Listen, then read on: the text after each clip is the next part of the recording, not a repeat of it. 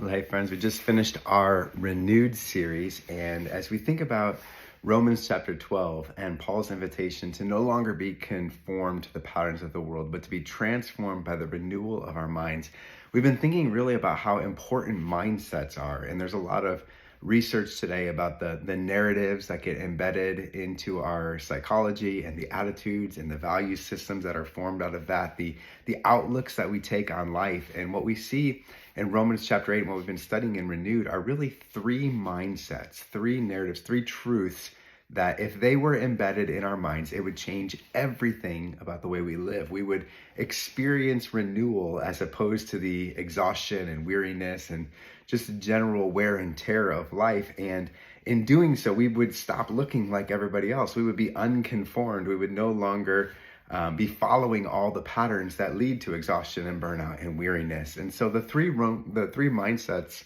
from Romans chapter 8 that really renew us and transform us from the inside out and change the patterns by which we live.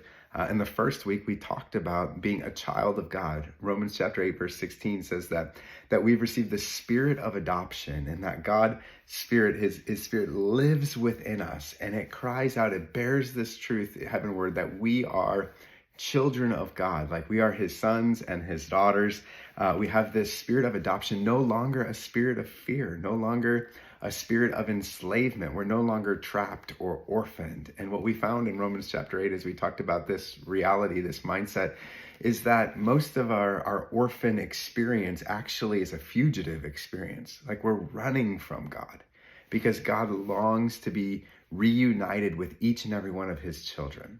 And if we are children of God, it changes the way we see ourselves, and it changes the way that we live our lives. That led us into the second week where we talked about how God is working all things for the good of those who love him, that God is bringing goodness to bear, even though there's so much grief and so much suffering and so much pain in the world. What Paul says is that it's not even worth comparing all of this pain to what is to come, to the glory that is to be revealed, that we don't minimize, as Christ followers, we don't minimize people's pain. In fact, we groan in the deepest ways in ourselves and our souls and with all of creation. We groan over all the pain and all the suffering and all the hurt and all the grief. But we hold hope. We don't grieve as those without hope. We grieve with hope that the glory that is to come will far outweigh all that we're experiencing here and now. That God isn't making bad things good. His goodness will overwhelm the bad, that his glory is so much more massive and long-lasting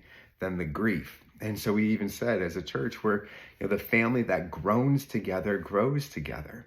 In the midst of our grievances, in the midst of our suffering, we groan with one another. We suffer with one another with a hope that one day the glory will far outweigh it. God is working all things for good, for the good of those who love him, for his children. And that led us into the third week where we talked about how God is for us. God is doing this because he is not against us. In fact, there are these agents of chaos, these adversaries of renewal that long for us to believe that there's some charge that condemns us or there's some punishment that God longs to bestow on us.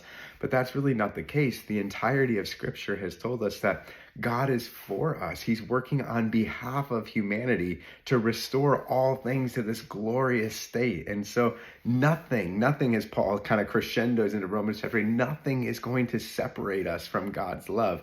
There's nothing that condemns us, and there's no competencies that we bring to the table that somehow make us pleasing to God. He is always for us because we are his children and because he is always working all things for good. So if you're someone who desires renewal, if you're someone who's willing to be changed from the inside out and willing to no longer walk according to the patterns of this world, then continue on with us as we look into Romans, as we continue studying Romans together here at City Coast.